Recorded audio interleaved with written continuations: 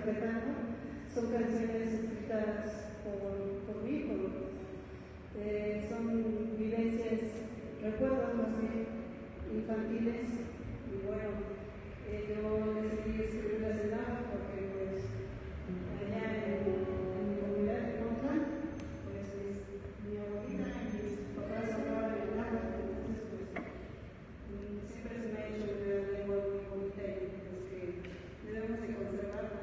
Entonces pues es la idea que a mí me gustaría que se siguiera conservando y hablando. Bueno, la siguiente canción se llama Itomashogo. Es un recuerdo de